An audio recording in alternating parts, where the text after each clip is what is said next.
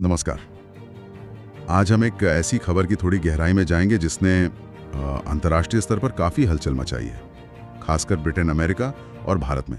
Britain में हुई एक बहुत अहम नियुक्ति पर फोकस करती है और उसके जो असर हो सकते हैं दूर तक, उस पर बात करती है। जी हाँ, हम बात कर रहे हैं पाकिस्तानी मूल की शबाना महमूद की। उन्हें हाल ही में ब्रिटेन की नई होम सेक्रेटरी, मतलब गृह मंत्री बनाया गया है। और ये कोई छोटा मोटा पद नहीं है, बहुत शक्तिशाली है। हाँ, इसमें देखिए ब्रिटेन की जो अंदरूनी सुरक्षा है, आप्रवासन नीतियां हैं, हाँ, इमिग्रेशन वगैरह, counter terrorism, border security, policing, ये सब और तो और MI5 जो उनकी इंटेलिजेंस एजेंसी है आंतरिक सुरक्षा के लिए, वो भी गृह मंत्री के ही दायरे में आती है। बिल्कुल। तो जाहिर है इस पद पर कौन बैठता है, ये हमेशा एक बड़ी बात होती है। देखिए, एक बड़े दावे से होती है। रिपोर्ट कहती है कि शबाना महमूद की नियुक्ति सिर्फ एक करियर में आगे बढ़ना या कोई सामान्य राजनीतिक बदलाव भर नहीं है। रिपोर्ट इसे कहीं ज्यादा गंभीर मानती है। यहां तक कह रही है कि ये इस बात का सबूत है कि कैसे पाकिस्तान ने कथित तौर पर ब्रिटेन जैसे एक ताकतवर यूरोपीय देश पर अपनी पकड़ बना ली है। बाप रे। और रिपोर्ट ने तो इसे ब्रिटेन की आधिकारिक बर्बादी की शुरुआत जैसे शब्दों का भी इस्तेमाल किया है। जोर है जिन्हें रिपोर्ट चिंता का मुख्य कारण मान रही है। जी न्यूज की रिपोर्ट में कई चीजें गिनाई गई हैं। अच्छा, जैसे कि मिसाल के तौर पे रिपोर्ट दावा करती है कि शबाना महमूद पहले ही ये कह चुकी हैं कि वो पूरा कश्मीर भारत से छीनकर पाकिस्तान को देना चाहती हैं। साथ ही रिपोर्ट उन्हें हिंदुओं का कट्टर विरोधी बताती है और ये भी कहती है कि उन्हें ब्रिटेन में जो भारतीय समुदाय बसा है वो लोग पसंद नहीं है। और इसके अलावा इजराइल के खिलाफ फिलिस्तीन का जो उनका मुखर समर्थन रहा है उसका जिक्र भी रिपोर्ट में है।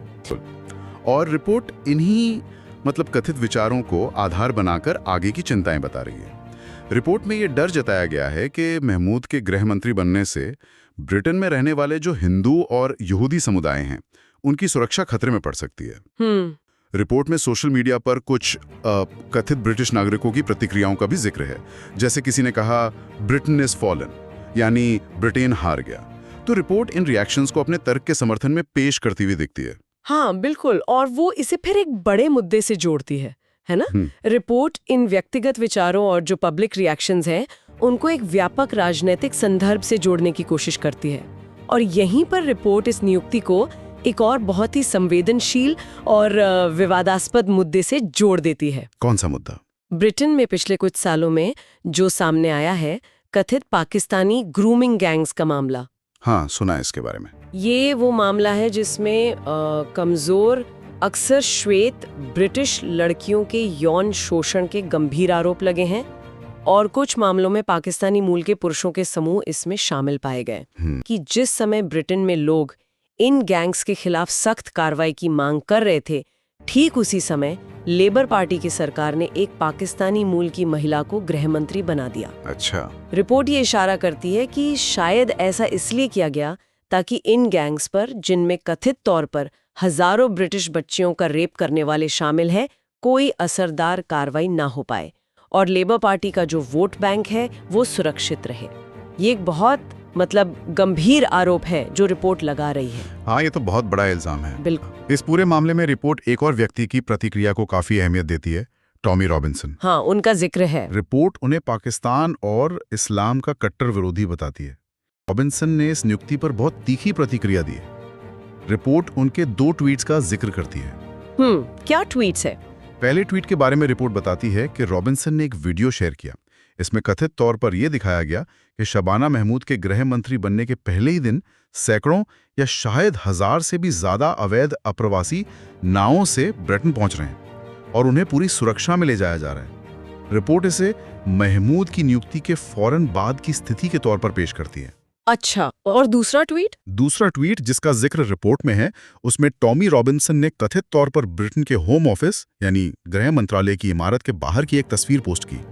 रिपोर्ट के अनुसार रॉबिन्सन ने दावा किया कि तस्वीर में दिख रहे ज्यादातर लोग मुस्लिम हैं और यही वजह है कि गृह मंत्रालय अवैध अप्रवासन को, इलीगल इमिग्रेशन को रोक नहीं पा रहा। अच्छा, तो रिपोर्ट इन दावों को टॉमी रॉबिन्सन के हवाले से पेश कर रही है। हाँ, और ऐसा लगता है कि रिपोर्ट इन्हें ब्रिटेन की बदलती जमीनी हकीकत के सबूत के तौर पे इस्तेमाल कर रही है। तो ऐसा लग रहा है कि रिपोर्ट शबाना महमूद की नियुक्ति को बस एक अकेली घटना की तरह नहीं देख रही, नहीं, बिल्कुल नहीं। बल्कि इसे ब्रिटेन में पाकिस्तानी और मुस्लिम समुदाय का जो प्रभाव बढ़ रहा है उसका एक बड़े पैटर्न के हिस्से के रूप में दिखा रही है। सही। क्या रिपोर्ट इस दावे के सपोर्ट में और भी उदाहरण देती है? हाँ, देती है। रिपोर्ट अपने तर्क को और मजबूत करने के लिए कुछ और मिसालें भी सामने रखती है। रिपोर्ट बताती है कि ब्रिटेन के कई प्रमुख शहर हैं, जैसे ऑक्सफोर्ड, लंदन, रॉदरहैम, शेफील्ड। यहाँ मेयर के पद पर मुस्लिम व्यक्ति चुने जा चुके हैं। इसे रिपोर्ट ब्रिटेन के पॉलिटिकल लैंडस्केप में एक महत्वपूर्ण बदलाव के संकेत के तौर पर देखती है। और इसके अलावा रिपोर्ट एक पुराने सर्वे का जिक्र करती है। ये 2006 का सर्वे है, जिसके मुताबिक उस समय ब्रिटेन में रहने वाले लगभग 40% मुस्लिम शरिया कानून लागू करवाना चाहते थे। 2006 का वो तो काफी पुराना हो गया। हाँ, यही बात है। रिपोर्ट खुद मानती है कि ये सर्वे काफी पुराना है, लगभग 16 साल।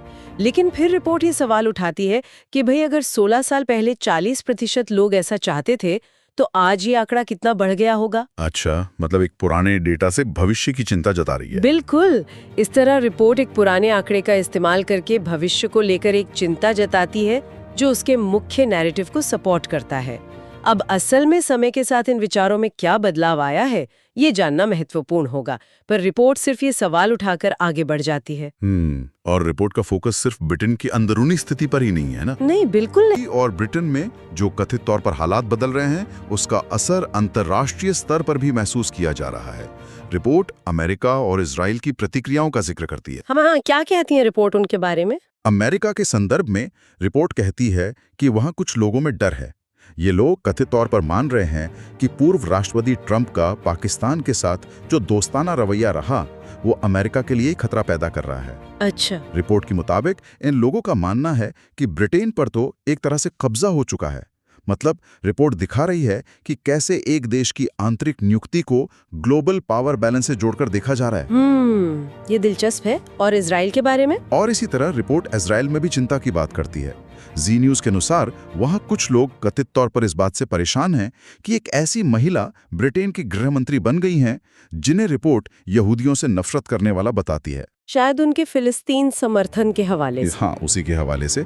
तो रिपोर्ट ये दर्शाती है कि महमूद की नियुक्ति पर न केवल ब्रिटेन के अंदर बल्कि अंतर्राष्ट्रीय सहयोगियों के बीच भी कम से कम रिपोर्ट के मुताबिक नेगेटिव रिएक्शन आ रहे हैं। तो अगर हम जी न्यूज की इस पूरी रिपोर्ट को समेटने की कोशिश करें तो तस्वीर क्या उभरती है? देखिए, अगर हम जी न्यूज की रिपोर्ट के सार को समझें तो ये शबाना महमूद की गृह मंत्री के तौर पर नियुक्ति को सिर्फ एक एडमिनिस्ट्रेटिव या पॉलिटिकल बदलाव के तौर पर नहीं देख रही है।